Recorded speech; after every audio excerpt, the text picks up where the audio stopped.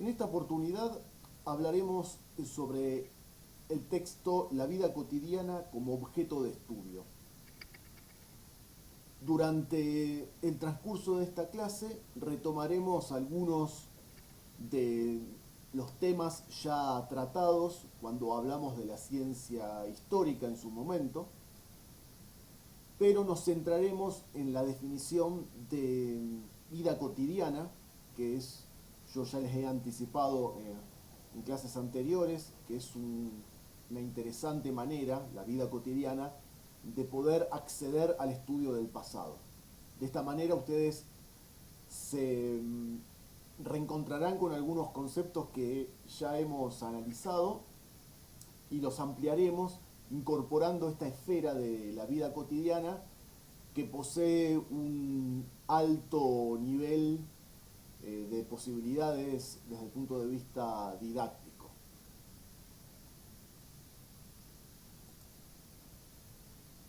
No hay duda de que la historia se hace con grandes acontecimientos,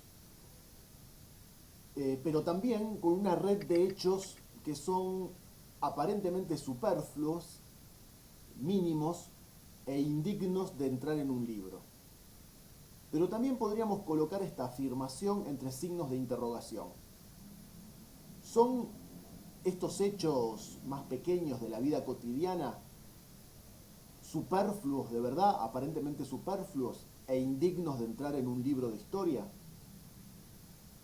En realidad, a esta pregunta se la respondería de una manera más abarcativa, si se quiere, más razonable, y podríamos decir que el historiador es siempre aquel que torna históricos los hechos, que los hechos no valen por sí mismos, sean grandes o pequeños, y que es la interpretación y la reconstrucción del pasado de los hechos, tanto los grandes como los pequeños, por parte del historiador, lo que los torna históricos. No es que estos hechos sean per se dignos de utilidad o de interés desde el punto de vista de la historiografía. Si nos vamos atrás en el tiempo, hacia el siglo XIX, que es el momento en que la historia se conforma o comienza a configurarse como una ciencia, como una disciplina académica, hay una tendencia en este siglo XIX que se va a extender hasta el XX e incluso hasta la actualidad, hasta el siglo XXI, donde predomina la historia denominada historizante o episódica. La historia que en francés se le llama événementielle, es decir, basada en los eventos, en los acontecimientos, que tanto en el siglo XIX como en el XX, pero particularmente en el XIX, es central a la hora de reconstruir el pasado. Entonces, según esta concepción historizante o episódica de la historia, el objetivo del historiador no sería otro que el de establecer, a partir de los documentos, los hechos históricos, coordinarlos y exponerlos en forma coherente. Por otra parte, los hechos históricos serían siempre singulares e irrepetibles. La materia de la historia, entonces, se la hallaría, se la encontraría latente en los documentos, en las fuentes del pasado, aquellas que nos brindan, aquellos vestigios, restos del pasado, que nos brindan información sobre lo que pasó. Entonces, detrás de cada documento histórico habría, en una suerte de estado de latencia, un hecho histórico, que siempre sería singular, único e irrepetible. Encontrando el documento, la fuente histórica, la prueba de que algo sucedió, bastaría con ir cronológicamente ordenando la secuencia de hechos, de episodios, y nosotros simplemente lo que haríamos es describir los hechos. Cada hecho histórico, cada hecho del pasado estaría avalado, sustentado por un documento histórico, que sería la prueba de que eso efectivamente sucedió. De esta manera, los hechos quedarían ordenados en una cadena lineal cronológica de causas y consecuencias.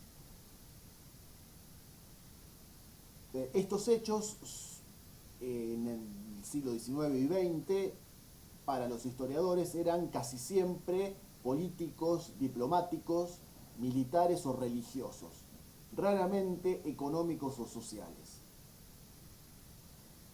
Pero a partir de los años 1930, de la década de 1930, la historia principia a interesarse en hechos recurrentes, es decir, en hechos que se repiten, y en ciclos coyunturales de larga duración, de los que no son conscientes los contemporáneos. Entonces no interesa tanto el hecho singular, sino el hecho que se repite o que conforma un periodo más largo de tiempo. Los hechos singulares, en definitiva, dejan de interesar, no es que se los deseche completamente, pero interesan poco. Ahora se trata de identificar los ciclos de larga y corta duración, los periodos históricos, más o menos largos. Estos ciclos de larga o de corta duración de la vida económica y social, con sus efectos sociales y económicos específicos. Los acontecimientos de esta forma no están del todo ausentes, porque nunca se puede prescindir de manera absoluta de ellos, cada tanto hay que mencionar una fecha, un acontecimiento clave, una fundación de ciudad o de pueblo, o la fecha de una batalla, de una presidencia, de un reinado, etc. Una línea cronológica de sucesos relevantes a lo largo del tiempo, pero ya no se trata de construir la historia saltando de un hecho singular a otro hecho singular. O sea, no es simplemente construir o elaborar una línea cronológica e ir ordenando los hechos uno detrás del otro. Hay aquí varios ejemplos en el texto, como es el caso del historiador Norbert Elias en 1939, quien en esta fecha se dedica a estudiar el proceso de civilización, otorgando un lugar central a las costumbres y a la privacidad. Él se enfoca en la evolución a lo largo del tiempo, de varias centurias, de varios siglos, de una serie de cuestiones que suceden en Europa y en Occidente, pero especialmente en Europa, y que después se trasladan al resto del planeta, que tienen que ver con cambios en las costumbres y en la privacidad, en la vida íntima de las personas, como ser los modales en la mesa, la intimidad del dormitorio, de la cama, la vestimenta, y de esta manera, a través del análisis de elementos que se extienden a lo largo del tiempo, y que es un eje temático de las costumbres, la privacidad, los modales, la manera en que la gente come, la manera en que la gente se saluda, en que se relaciona en los espacios de sociabilidad, la manera en que se va civilizando.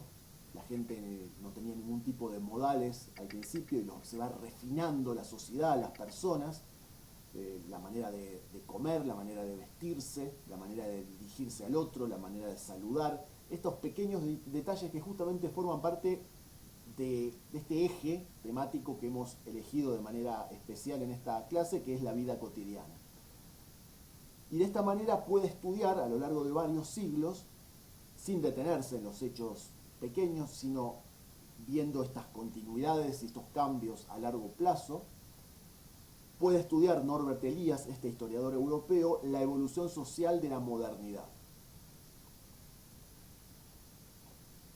Entonces, del modelo positivista, donde el historiador solo se interesa por la rigurosa exposición del hecho, por mostrar con exactitud cronológicamente lo que pasó, fecha tras fecha, acontecimiento tras acontecimiento, de este modelo positivista, se pasa a otro modelo en donde el historiador es parte fundamental en la construcción del conocimiento. No es que el conocimiento está dado, está avalado por un documento y uno simplemente va desempolvando viejos documentos del pasado y estos remiten a ciertos sucesos que prueban su existencia, prueban que pasaron ciertas cosas, sino que esta actitud más bien pasiva, el historiador lo único que hace es tomar los hechos, tomar los documentos, ver a qué hecho del pasado se refieren e ir ordenando estos sucesos objetivamente considerados, cronológicamente ordenados a lo largo del tiempo. Mientras que ahora, con la nueva tendencia, el historiador va a ser aquel que construye el conocimiento del pasado y aquel que le otorga un sentido a aquello que elige analizar y estudiar. Más adelante, en el siglo XX, a partir de las décadas de 1970 y 1980, se produce una fuerte crítica a esta nueva historia, que es una historia social. Los historiadores entonces buscan otras formas de abordar el pasado. Aquí surgen, como yo ya les había mencionado en su momento, en alguna de las clases que tuvimos, los estudiosos del ayer, los estudiosos del pasado, se abocan a la vida cotidiana y a la microhistoria.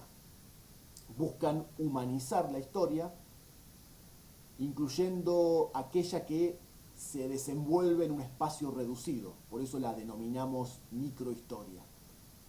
Las vivencias de personas concretas o de pequeños grupos de personas, pero siempre dentro del marco de procesos mayores.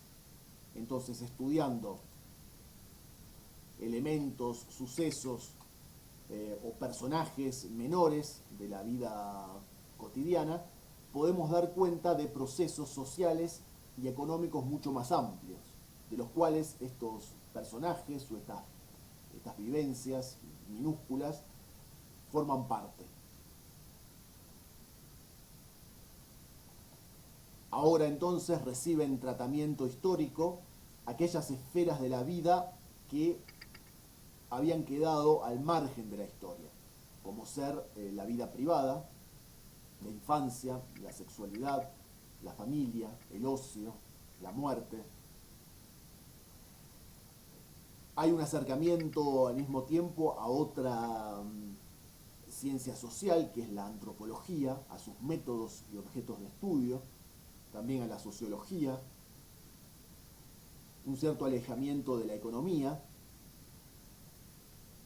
Se analizan las estructuras, los procesos globales y mensurables, y se deja paso al actor individual, a la persona común y corriente, y ya no al prócer, al gran hombre o a las sociedades entendidas como un gran conjunto, más bien una entelequia o algo, una abstracción demasiado grande para ser abarcada. Entonces, ahora los historiadores se dedican a estudiar pequeños sucesos de la vida cotidiana y personajes comunes y corrientes, actores individuales.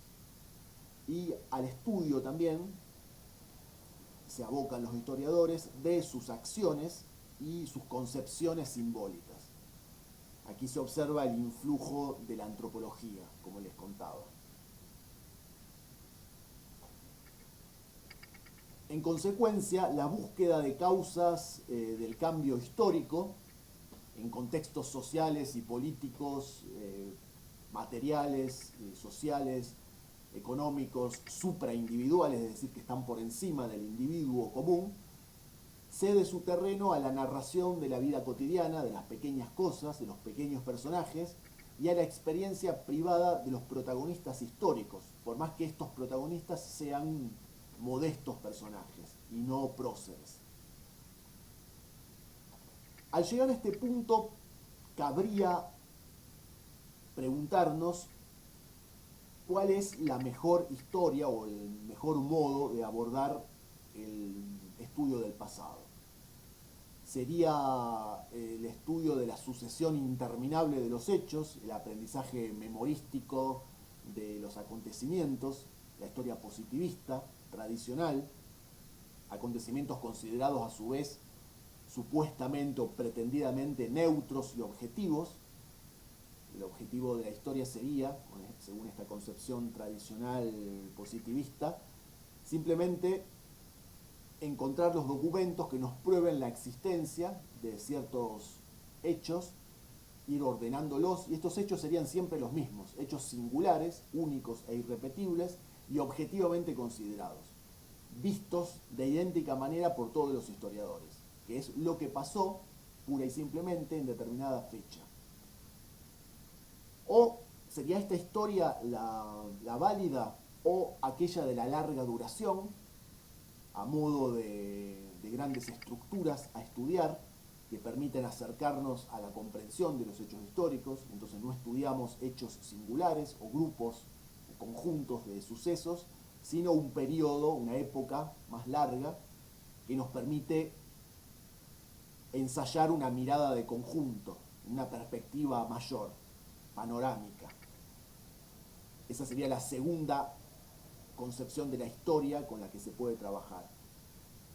La tercera, entonces, sería, y cabría preguntarse, si sería lo ideal dedicarse a la microhistoria de los hechos cotidianos, individuales, íntimos y privados. En verdad, ninguna de estas tres maneras de acercarse al estudio del pasado es indiscutiblemente la mejor ni la ideal. Todas ellas tienen sus pros y sus contras, tienen sus ventajas y sus desventajas, e iluminan y al mismo tiempo oscurecen diversos aspectos del ayer. Entonces, lo que conviene hacer es en todo caso, una combinación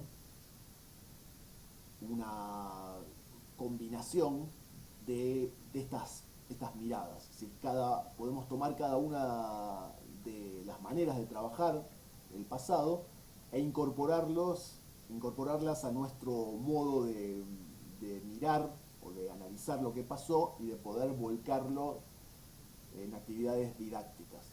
Entonces no hay que ser rígido y pensar que la historia o el modo de ver el pasado va evolucionando de menor a mayor, va necesariamente progresando, y que la manera más tradicional sea siempre la peor y la más moderna la mejor, porque no es así en todos los aspectos, sino que hay que ser más bien flexibles, eclécticos, y tomar elementos que nos puedan servir de cada una de estas escuelas o concepciones historiográficas. Dicho en palabras más simples, no hay que desechar ninguna de estas concepciones de la historia.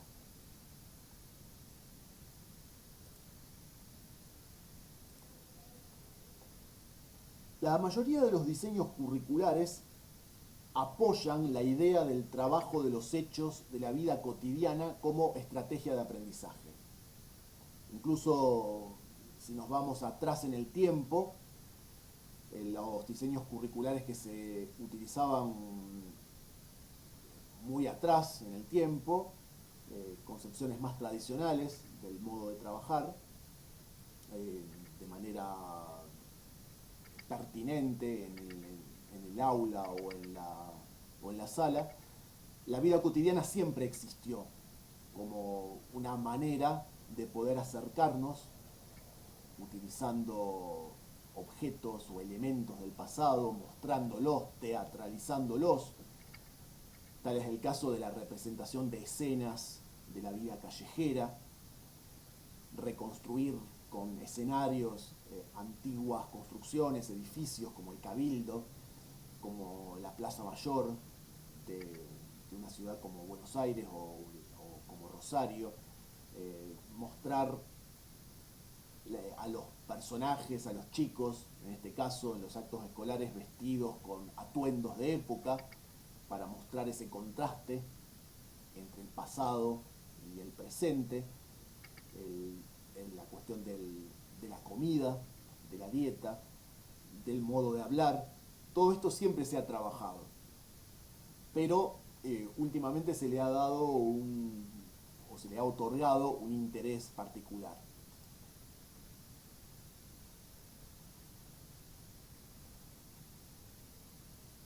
Hay en la parte final del texto que ustedes tenían para estos días una serie de ejemplos de fuentes históricas que dan cuenta de situaciones o de elementos de la vida cotidiana del ayer. Entonces hay ejemplos, transcripciones o copias de publicidades del siglo XIX. A mediados del siglo XIX comienza en el mundo entero, y la Argentina no es la excepción, un auge, comienza el auge de la publicidad tal como nosotros la entendemos, que es un fenómeno relativamente reciente. Entonces acá hay muestran algunos ejemplos de propagandas, de publicidades de las galletitas Bagley y de otras marcas comerciales, la mayoría de las cuales han desaparecido. Lo cotidiano, debidamente seleccionado, constituye o puede servir como una vía de acceso, como una puerta de entrada para comprender estructuras, procesos, cambios y permanencias. Aquí les brinda en la página 21 un ejemplo didáctico, una propuesta didáctica para el primer ciclo, para primer grado, pero que bien podría utilizarse en el nivel inicial, una sala de 5, por ejemplo, donde se muestra en esta propuesta la vida de una familia de trabajadores rurales en una colonia agrícola santafesina alrededor del año 1900. Esto es en el pasaje del siglo XIX al XX. Se observa la presencia del ferrocarril, de las bolsas de trigo, de las carretas, que todos estos elementos nos brindan indicios importantes, aunque parezcan nimiedades. Cada detalle de la vida cotidiana del ayer, cada elemento de una situación del pasado que se ha perdido, puede parecer meramente anecdótico e incluso intrascendente, pero bien analizada, cada una de estas situaciones o de estos elementos pueden brindarnos información y la posibilidad de analizar y reconstruir el ayer. Podemos de esta manera reflexionar acerca de la relación entre los dos medios de transporte que coexistían en torno al año 1900, época en que vivió esta familia, como ser la carreta y el ferrocarril, y las disputas que se daban entre ambos medios de transporte. Aquí podríamos hablar, o cabría hablar, de nociones de cambio y de continuidades. El cambio representado por la irrupción del ferrocarril, revolucionaria, pero también perturbadora, mientras que la continuidad está dada por el uso de la carreta y del caballo, que todavía no se abandona del todo y que muestra esa coexistencia entre lo antiguo y lo moderno. Estos contextos que se pretenden enseñar como contenidos o trabajarlos no se presentan en ningún caso como definiciones o enunciados generales cerrados en sí mismos, como un saber acabado, como un conocimiento ya completamente construido o elaborado, sino que pueden ser redefinidos y retrabajados múltiples veces y analizables de esta manera e interpretables por los alumnos.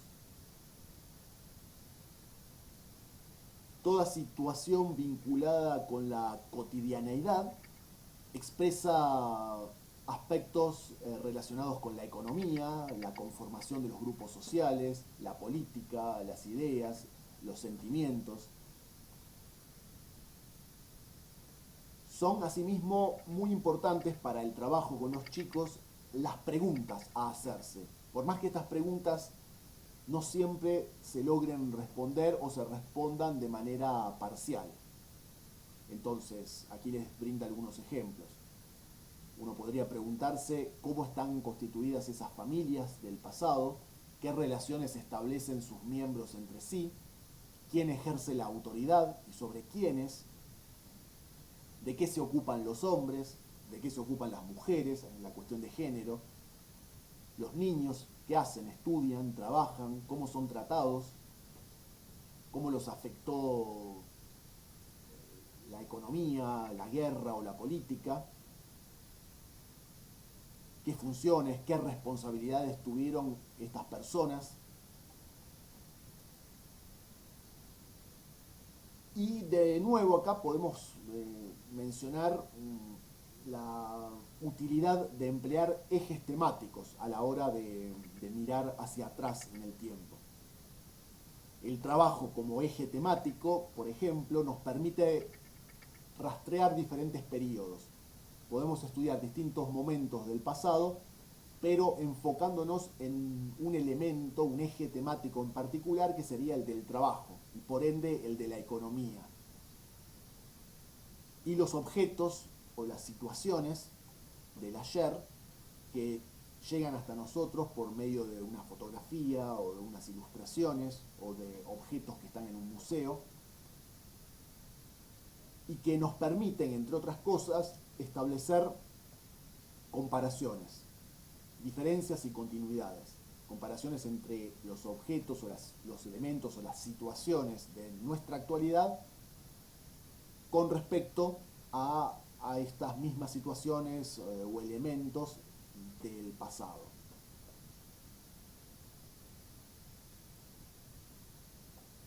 En lo que respecta a la definición de lo cotidiano, aquí también el autor ensaya una serie de definiciones o también describe elementos que son parte de la vida cotidiana y aquellos elementos que no lo son, porque este es un concepto muy amplio, el de vida cotidiana. Si ustedes leen las páginas 22 y 23, les va a decir que lo cotidiano no es lo cercano, como antes se creía, lo inmediato. Ya hemos visto esta cuestión de lo cercano y lo lejano, la relatividad de la cercanía o la lejanía de tipo espacial, física, ya que el rol de los medios y particularmente de la internet permiten al niño conocer paradójicamente muchas veces, con mayor frecuencia, con mayor profundidad, lo lejano en el espacio y en el tiempo, más aún que lo cercano físicamente. Entonces lo cotidiano no es necesariamente lo cercano y lo inmediato. Tampoco es aquello que es factible de ser observado directamente, en forma de visitas y de recorridos. No siempre es lo local y lo comunitario. Tampoco lo cotidiano se restringe a la esfera de lo privado. No es solamente lo que sucede en el interior de las viviendas, por caso, sino que incluye lo público, lo general, lo que no es íntimo. Ahí podríamos mencionar el lugar de trabajo, la calle, los sitios de esparcimiento, los transportes, etc. Lo cotidiano suele aludir a lo que es diario, a lo que ocurre todos los días. Esta es una característica fundamental. Y nos puede revelar, como ya les decía hace un rato, una información preciosa, invaluable, sobre cambios históricos, sociales, económicos y demográficos. El vestido, la alimentación, la diversión, los modos de divertirse, la sociabilidad, el lenguaje, el modo de hablar, la gastronomía, el modo de comer, de cocinar, las relaciones intrafamiliares, los medios de transporte. Todos estos elementos forman parte de ese vasto conjunto al que hemos dado en bautizar como la vida cotidiana. El hombre y la mujer comunes son los actores permanentes de la vida cotidiana.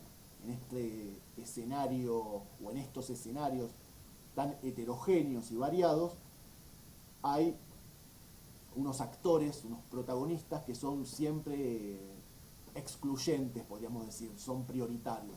Y me refiero al hombre común y a la mujer común. Ya que, en definitiva, lo cotidiano podría ser definido como la vida de las personas comunes, de los hechos diarios, de lo aparentemente intrascendente, no histórico y olvidable. Aquello que los historiadores tradicionalmente han considerado como irrelevante, como incluso de escaso interés.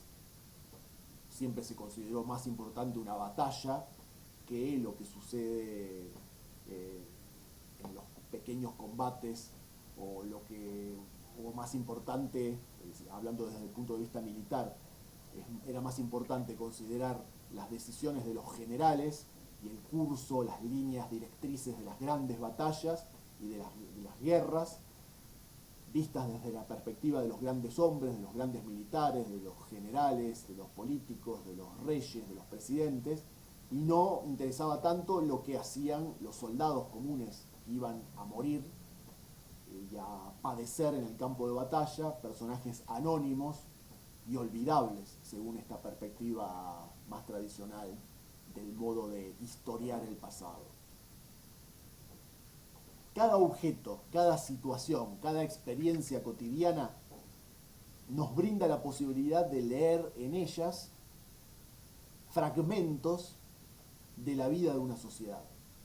Es como si nos fuera dado de esta forma, observando y analizando algunas piezas de ese inmenso rompecabezas que es la sociedad o la historia de una sociedad a lo largo del tiempo, tomando como pruebas, como pequeños fragmentos, piezas que componen ese infinito o casi infinito rompecabezas, con unas pocas piezas y unos pocos elementos, unos escasos fragmentos, vamos a ser capaces, paradójicamente, de reconstruir el todo y de hacer alusión ya no solo a lo que le sucede a esa persona minúscula o lo que acontece en esa situación diminuta, sino dar cuenta de un contexto mucho mayor, del cual ese suceso microhistórico forma parte.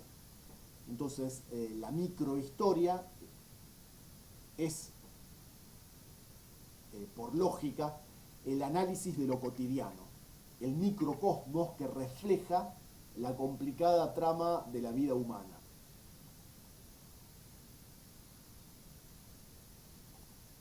Por otra parte, la vida cotidiana se acerca más a la realidad histórica, a lo que verdaderamente sucedió, mucho más que esas grandiosas entelequias, abstracciones, y la concepción de la historia como una sucesión de héroes relumbrantes y de eventos grandilocuentes, conmovedores, formidables y demás.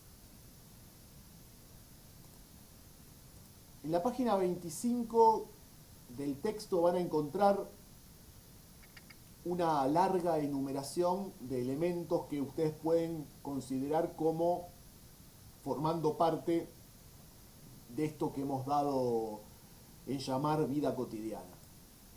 Entonces se mencionan la distribución de los espacios, los utensilios, servicios de agua, cloacas, calefacción, elementos de confort, de iluminación, accesos y tipos de vivienda según los sectores sociales, los medios de locomoción, las rutas, los caminos, las actividades de esparcimiento, de diversión, como ser espectáculos, conciertos, exposiciones, deportes, juegos, juguetes, veraneos, paseos, fiestas familiares populares, locales, cívicas, los lugares de esparcimiento, los lugares físicos, como ser teatros, cines, clubes, restaurantes, parques, plazas.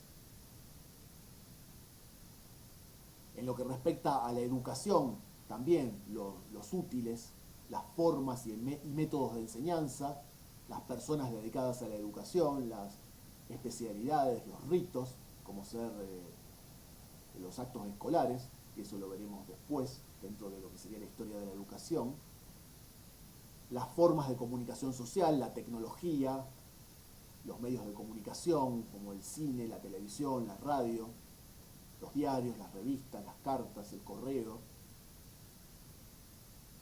las costumbres, las cosas que hacían, los rituales que hacían o llevaban adelante las personas, la forma en que se consideraba el nacimiento, los casamientos, las fiestas, los ritos, el modo de vestir relativos a estos momentos clave de la vida humana, y según sus variaciones, dependiendo de las edades, de los géneros y de los orígenes étnicos. Entonces no es lo mismo el casamiento según la clase social, en una clase social elevada que en los sectores populares, y tampoco es lo mismo el modo de casarse o eventualmente divorciarse, el modo de festejar, el modo de vestirse, los rituales alrededor de la ceremonia o de la institución del casamiento, según las clases sociales, como les decía, pero no es lo mismo tampoco según los grupos étnicos, según la cultura de un grupo determinado. También las vestimentas, las modas, los costos, digamos, el costo económico de las vestimentas, la tecnología que permite la producción artesanal o la producción industrial a gran escala, las modas en el vestir, la moda masculina, la moda femenina, los peinados, los adornos, todos estos detalles dan cuenta del paso del tiempo, de las transformaciones de las sociedades, de los grupos, de las personas, y el modo de vestirse, los textiles que se emplean, los adornos, dan cuenta también de las relaciones económicas, entre otras cosas. Los alimentos también forman parte de la vida cotidiana, como ser los distintos tipos de productos, la elaboración de los mismos, los tipos de comida, los postres, las dietas, los horarios en que se come. Con respecto a la cuestión de los horarios, un elemento revolucionario fue, sobre fines del siglo XIX, la invención de la luz eléctrica. Esto hizo que la gente pudiera aprovechar la noche, las horas oscuras, y poder correr el horario de la cena, que era a las 5 o 6 de la tarde, mientras había luz solar, correrla a las 9 de la noche, o a las 10, o incluso más tarde.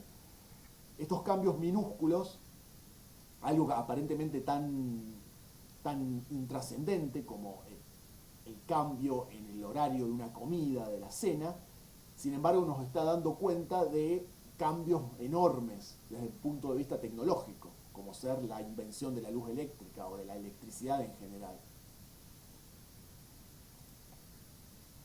El tema de la publicidad que ya hemos mencionado, que tiene que ver también con un desarrollo de la economía capitalista y con una multiplicación de los productos, de los artículos para vender. Bueno, también el modo de hablar, que ya lo hemos mencionado, las lenguas, los dialectos al interior de las lenguas, los modismos, los neologismos, es decir, las palabras nuevas que van surgiendo, o las mismas palabras que ya existían que van cambiando total o parcialmente de significado o de significados, el mundo del trabajo y de lo económico, el dinero, los salarios, los bancos.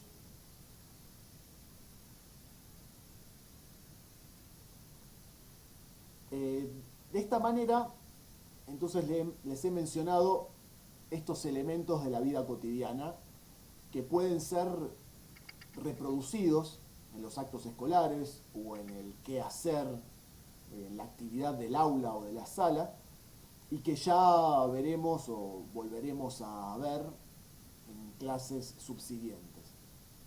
Pero también quería incluir en esta clase, bueno, está incluido en el texto en realidad, un análisis, aunque sea rápido, de algo que ustedes ya trabajaron, que son las fuentes históricas. Aquí están explicadas y ejemplificadas de una manera más amplia y más detallada. En el texto anterior ustedes tenían alusiones muy sintéticas, definiciones de lo que es la fuente histórica, las fuentes históricas de distintos tipos, y eran mencionadas muy escuetamente. En este caso, les da una definición de lo que es la fuente histórica, los distintos tipos de fuentes que serían entendidas como los rastros, los vestigios del pasado en el presente, que nos sirven como intermediación, frecuentemente una intermediación confusa, ambigua, para acercarse a aquello que deseamos conocer del pasado. El pasado ya no está entre nosotros, y para poder reconstruirlo, aunque sea fragmentariamente, tenemos que valernos de estas llamadas fuentes históricas. Restos, vestigios del pasado de distinto tipo, que nos brindan información sobre lo que pasó, que nos permiten ir reconstruyendo, cual si se tratase de un detective. El historiador es como una suerte de detective que estudia las huellas del pasado, lo que el pasado dejó en el presente mismo que estamos transitando. Entonces, toda fuente histórica da noticias de los acontecimientos del ayer. Pero estas fuentes, colocadas frente al historiador, solo le dicen algo a él o a ella, al historiador o a la historiadora, si el historiador es capaz de arrancarle esa información. No siempre la información salta de suyo o inmediatamente. Tal información solo se le revelará a quien sepa descifrarla, no al profano, a la persona que no es historiadora, en definitiva. Entonces, la fuente no es un manantial en el que cualquiera puede beber. Su información se encuentra en estado latente, oculto, y hay que saber develarlo. Entonces, toda fuente histórica constituye un testimonio, aquello que provee al conocimiento histórico y que es utilizado por el investigador para elaborar y sustentar su discurso. Hay diferentes tipos de testimonios o de fuentes. Aquellos elaborados expresamente para transmitir información y aquellos que lo hacen sin proponérselo. Entonces, si ustedes tienen un diario o una autobiografía, un diario personal o una autobiografía, donde una persona se sienta a escribir su historia y a dejar el testimonio de lo que ocurrió, de lo que le ocurrió a esta persona a la posteridad, ahí hay un intento deliberado por dejarle o para dejarle información a las generaciones venideras. Pero en otros casos no, la información está dada de un modo indirecto y no premeditado, como ser un objeto utilitario, restos de alimentos arrojados a un pozo, construcciones, una carta familiar, una vestimenta, una moneda encontrada en el fondo de un río. Todos estos elementos son susceptibles de brindarnos información preciosa, altamente valiosa sobre lo que sucedió en el ayer. Entonces, entre las fuentes escritas podemos mencionar cartas, documentos oficiales, crónicas, publicaciones periodísticas, textos literarios, y entre las fuentes no escritas, los testimonios orales, las imágenes, que pueden ser fotos, que pueden ser ilustraciones, que pueden ser pinturas, que pueden ser filmaciones, y también objetos del pasado, como aquellos que se exponen en los museos. Habíamos explicado asimismo que ciertas fuentes son de carácter directo y otras de carácter indirecto. Las fuentes directas nos dan la información de manera clara, sin necesidad de intermediarios y de manera segura. Entonces ustedes leen un diario de hace 100 años, un diario o una revista, y ahí les va contando lo que sucede día a día y con las fechas precisas. Entonces es mucho más fácil y más directo si ese diario está escrito en lengua española, obviamente. Ahora, si lo que tenemos enfrente es un texto escrito, pero es un papiro egipcio, primero tendríamos que conocer la lengua egipcia que se hablaba hace 2000 o 3000 años, y segundo y principal, tendríamos que conocer los jeroglíficos, es decir, el complicadísimo sistema de escritura que empleaba el antiguo pueblo egipcio. Entonces aquí precisamos de un egiptólogo, un especialista en el antiguo Egipto, en la lengua egipcia, en la escritura egipcia, que nos pueda ir traduciendo toda esa información contenida en el papiro. Por otra parte, mientras más antigua y más difícil de abordar sea esa fuente escrita o no escrita, menos fiable, menos confiable va a ser para nosotros como observadores o estudiosos desde el presente. La diversidad de testimonios históricos, de fuentes históricas, es sumamente amplia. Entonces, una fuente histórica sería, en principio, todo cuanto el hombre dice o escribe, todo cuanto fabrica, cuanto toca, y que puede informarnos acerca de él. En la escuela o en el jardín, estos materiales del pasado, o réplicas de objetos del pasado, que también pueden emplearse, pueden eventualmente transformarse en recursos didácticos y deben ser cuidadosamente seleccionados a fin de recibir un uso adecuado. Si ustedes quieren explicarle a los chicos cómo se escribía antes, ahí se pueden emplear réplicas de instrumentos antiguos empleados para escribir. Entonces, desde un punzón, que es uno de los primeros tipos de escritura, la escritura cuneiforme, sobre tablillas de arcilla húmeda se empleaban punzones metálicos para poder hacer agujeritos, líneas, por eso se habla cuñas, o sea, por eso hablamos de una escritura cuneiforme. Los signos de ese alfabeto, perdón, de ese sistema de escritura, porque no era alfabética todavía, cuneiforme, tiene que ver con la posibilidad de hacer incisiones, agujeritos, pequeñas líneas, sobre tablillas húmedas que después se endurecen.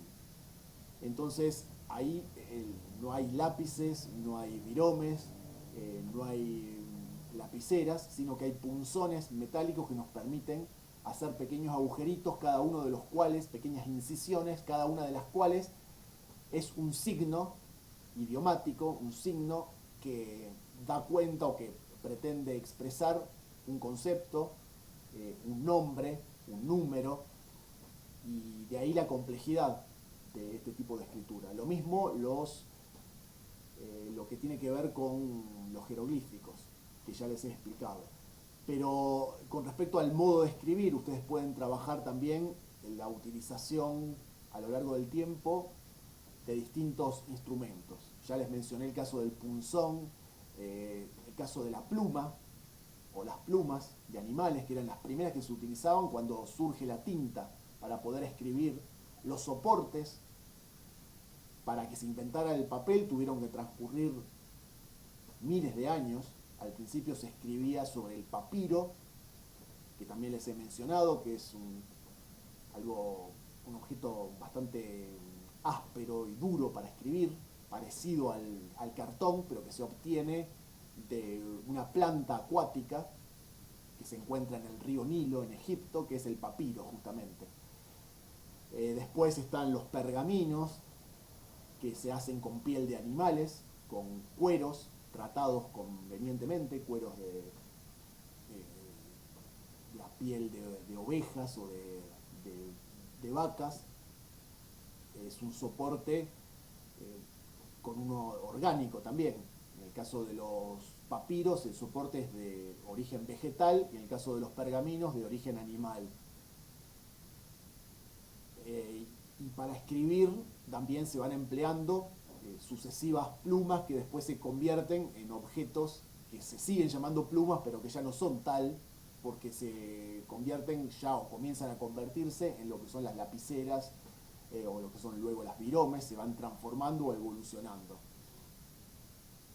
Hay réplicas que se pueden utilizar casi como si fuesen juguetes y que pueden tener una aplicación didáctica para que los chicos vayan viendo esa evolución a lo largo del tiempo, en lo que respecta a los instrumentos, como les decía, para escribir, y en lo que respecta al soporte sobre el cual se escribe.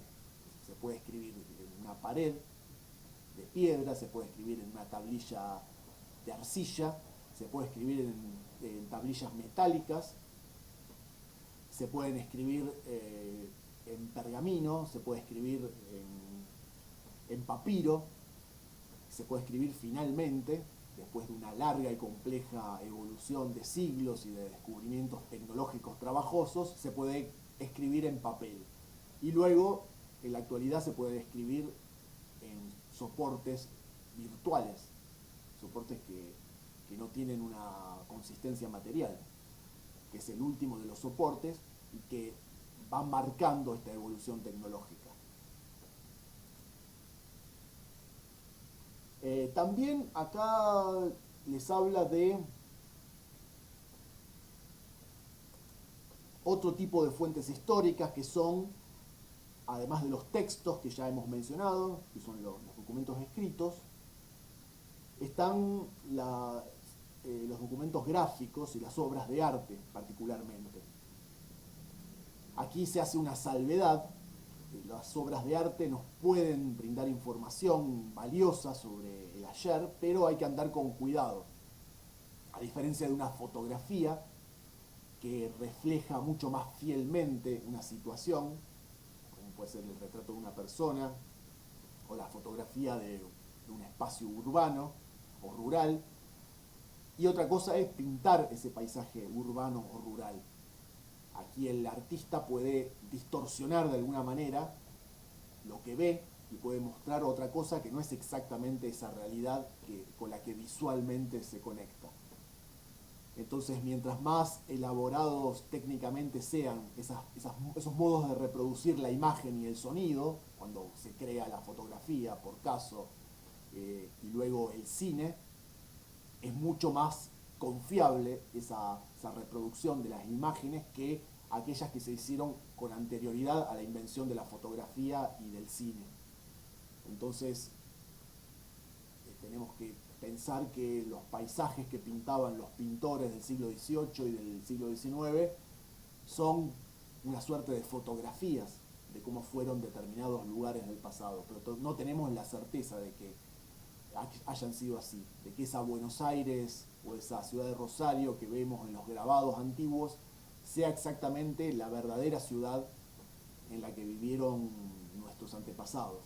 En cambio, cuando se fotografía una ciudad en la actualidad o en una época más cercana a nosotros, es mucho más confiable esa imagen y esa información tiene una fiabilidad histórica que carecen las obras de arte, incluso las obras de arte del pasado, porque todavía se sigue haciendo pintura y escultura y demás en la actualidad. Entonces hay que andar con cuidado en lo que respecta a las fuentes artísticas. También en lo que respecta a las novelas, el cuento, las poesías, donde no hay una reproducción o no se pretende contar exactamente lo que pasó, sino lo que al escritor le parece o lo que siente y distorsionar un poco la realidad. Entonces, si ustedes leen una novela histórica, incluso una autobiografía sobre el siglo XIX en Argentina, no siempre es confiable. Ahora, basándonos en determinados documentos que arrojan una información más precisa, un libro de historia pretende, de manera científica, remitirse a ese pasado y describirlo fielmente. Finalmente quería ir cerrando con una rápida mención de las fuentes, de otras fuentes que aquí ustedes van a ir viendo. Entonces aquí, además de la definición de los distintos tipos de fuentes que ya hemos trabajado y que volvemos a ver estas definiciones en este texto, hay otros ejemplos concretos. Entonces hay, por ejemplo, está el extracto de una autobiografía de un tal Vicente Quesada, es un historiador y escritor del siglo XIX, que cuenta la vida en Buenos Aires, su vida de porteño, en torno al año 1850. Es un libro, Memorias de un viejo, que está plagado de anécdotas acerca del modo de vivir en Buenos Aires antes de 1880. Entonces, aquí en este extracto vemos la descripción, o leemos la descripción de un paseo en carruaje hasta Palermo, de los ricos, que es una procesión que hacía la gente. Palermo estaba, lo que hoy es el barrio de Palermo en Buenos Aires, se encontraba a las afueras de Buenos Aires, al norte, en plena campiña porteña. El carruaje, o los carruajes de los ricos que iban en procesión a Palermo, a hacer picnics o fiestas allí al campo.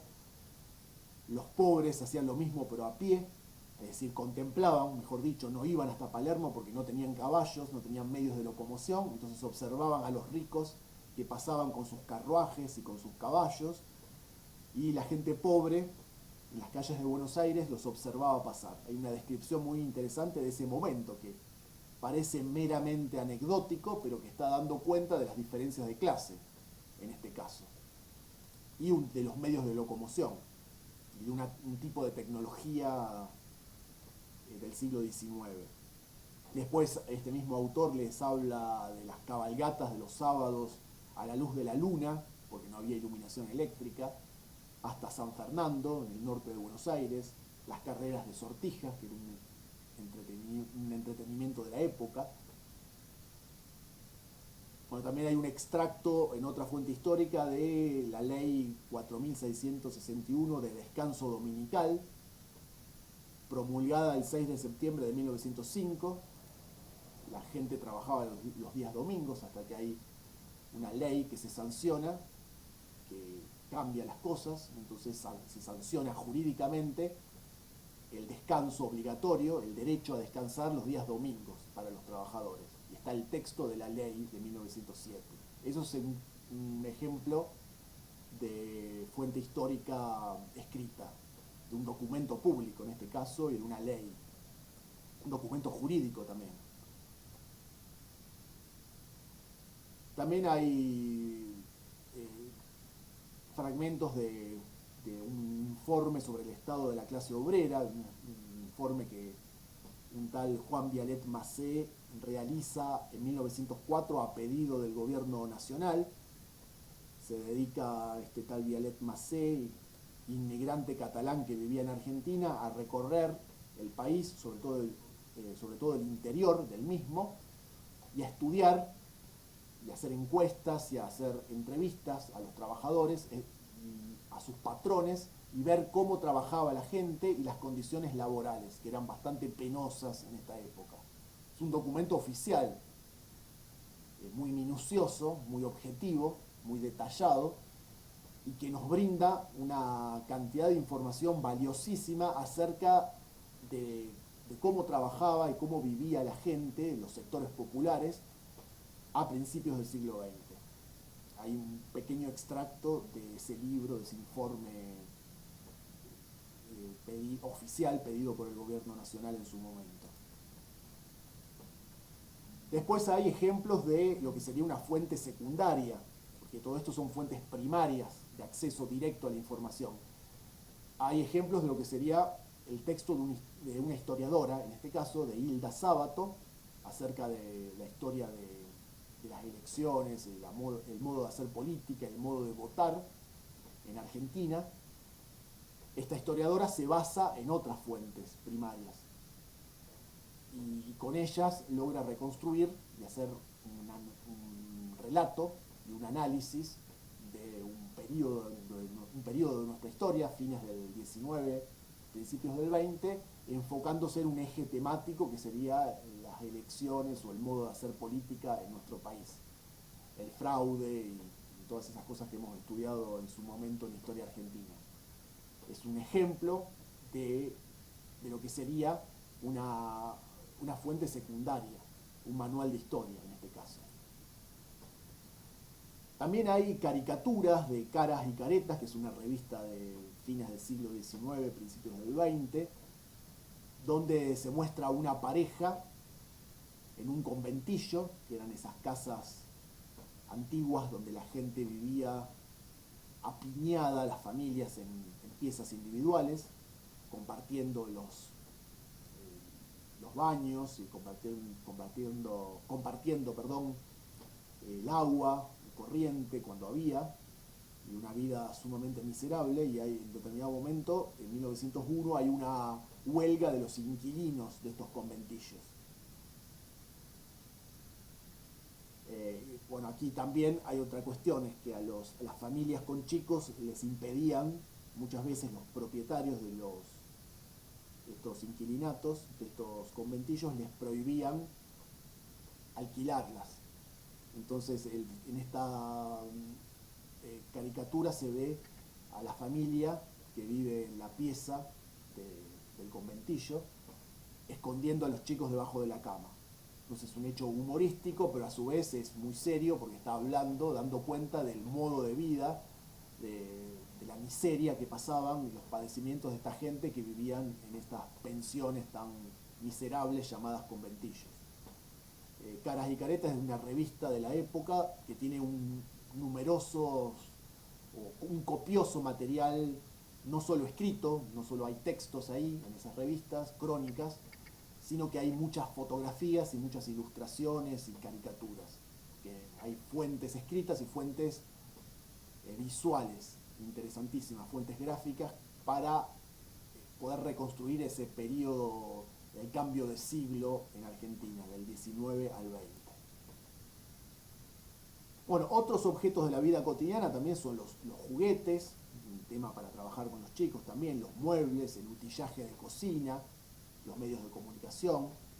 Después, la arquitectura, los edificios, monumentos, ruinas, una plaza, una iglesia, casas antiguas.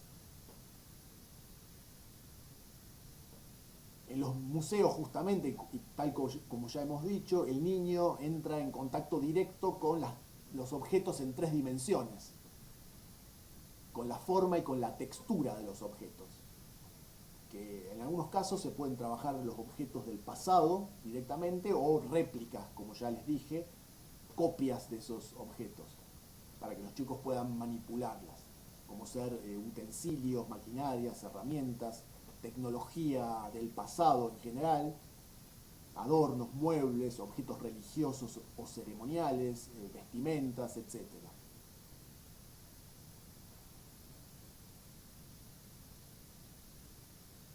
No les enunciaré el resto de las fuentes ejemplificadas en el PDF porque no tendría mayor sentido, ustedes las verán por cuenta propia, pero quería, aunque sea, brindar este panorama general de lo que ya trabajamos, más algunos elementos que permiten enriquecer y ejemplificar, sobre todo el tema de las fuentes históricas y de la vida cotidiana.